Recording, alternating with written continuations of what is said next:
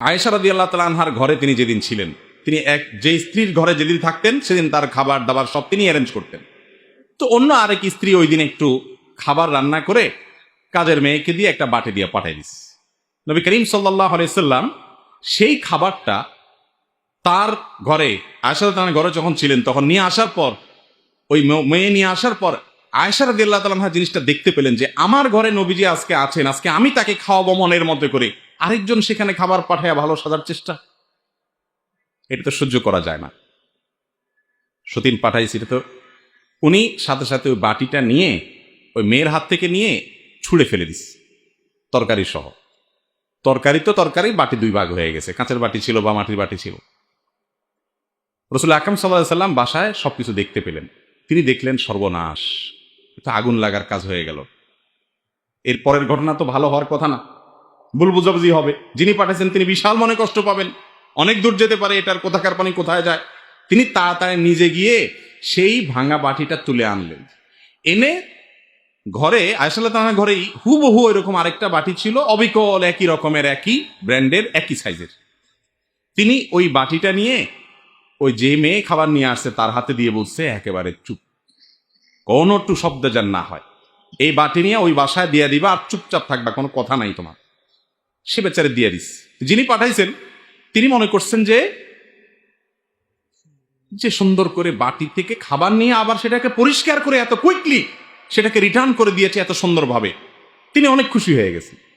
খাবার যে কোথায় সেটা তো আর তিনি জানেন।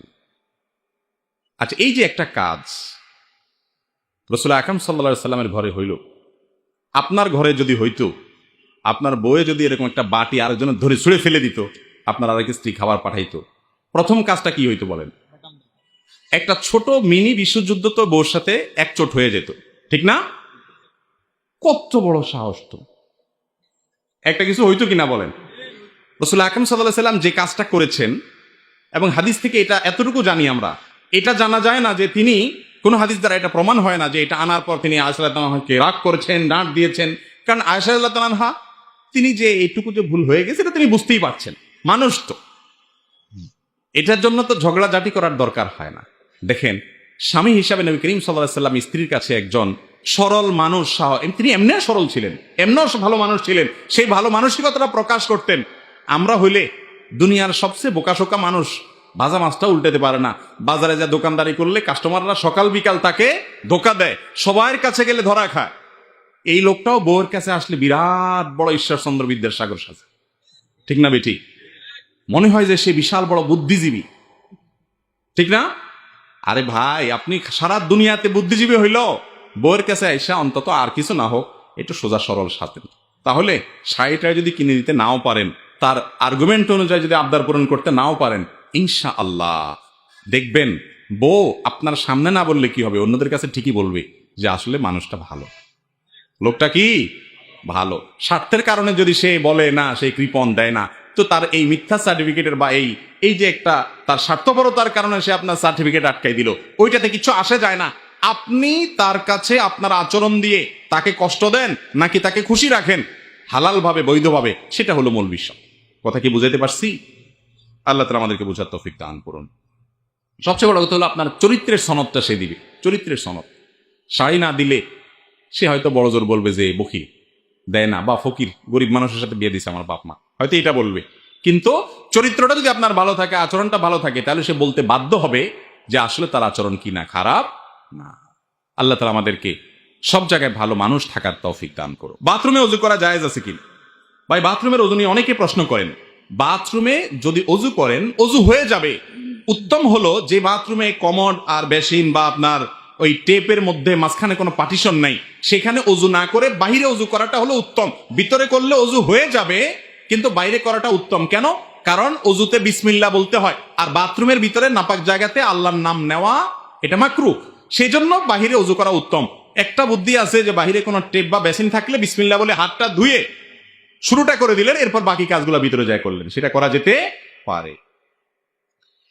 আর যদি বাথরুমের ভিতরেই করেন তাহলে মনে মনে বিসমিল্লাহ বলবেন, বলে ওযু করবেন, ওযু হয়ে যাবে, কোনো অসুবিধা নাই। এরপরের প্রশ্ন, নামাজরত অবস্থায় আমার উপরে মশা বসেছে, কিন্তু আমি মশাটি মারি নাই, নামাজ শেষে মশাটি আমি মেরেছি, আমার শরীর থেকে যে রক্ত খেয়েছে মশা সেটা বাহির হয়ে গেছে মারার কারণে, তাহলে কি আমার অজু ভেঙে গেছে যেহেতু রক্ত বাহির হয়েছে? না, এর কারণে কি হবে না, অজু ভঙ্গ হবে না।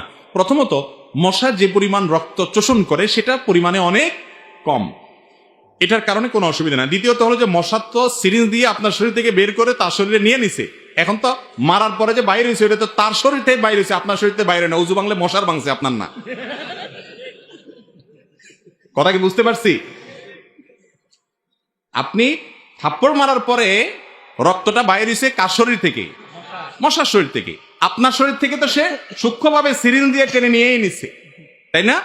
আপনার শরীর থেকে তো বাইরে হয়ে গলায় পড়ে নাই, আপনার অজু ভাঙার তো প্রশ্ন নাই। সিরিঞ্জ দিয়ে নেওয়ার পর এবার বেচারার শরীরে আপনি থাপ্পড় দিয়া সব রক্তগুলো বাইর করে ফেলছে। অজু গেলে কার যাবে? মশার যাবে। তো অজু গেলেই কি না গেলে কি, বেচারা তো শেষ, মরে গেছে। আর তার নামাজও নাই, রোজাও নেই, অতএব এটা নিয়ে আপনার টেনশন করার দরকার।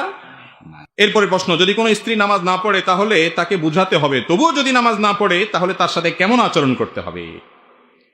ভাই, স্বামী স্ত্রীর সম্পর্কটা এত সুনিবিড় যে আসলে এখানে আবদারের জায়গাটা বেশি। কিছু অমানুষ স্বামী, কিছু অমানুষ স্ত্রী আছে, তাদের কথা ব্যতিক্রম।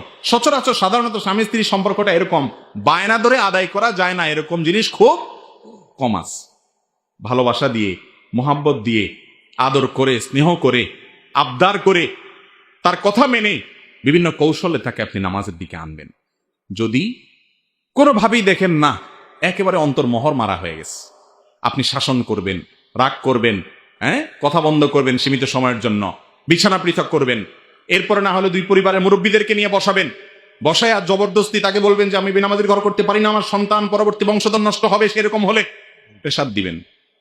তাতেও যদি না হয়, প্রয়োজনে ওলামাদের সাথে পরামর্শ করে, মুরব্বীদের সাথে পরামর্শ করে, গণ্যমান্যদের সাথে পরামর্শ করে একটা তালাক দিবেন, পরামর্শ করে। এটা শেষ চিকিৎসা। এরপরে যদি তিনি তওবা করে বলেন যে না আমি সরি, আমি নতুন করে আসবো, তাহলে প্রত্যাহার করবেন। তালাক মুখে প্রত্যাহার করলে হয়ে যায়, কিচ্ছু করতে হয় না, শেষ, অটো প্রত্যাহার। আবার সংসার করা শুরু করবে। যদি ভালো হয়ে যায় তো গেল আলহামদুলিল্লাহ, যদি না যায় তাহলে আবার সে একই অস্ত্র দীর্ঘদিন আবার একই প্রসেসে করতে পারলেন। অর্থাৎ আপনি চাইলে শেষ অস্ত্র ব্যবহার করতে পারেন, সুযোগ আছে, কিন্তু সেটা ব্যবহার করার আগে অনেকগুলো স্টেপ অতিক্রম করতে হবে।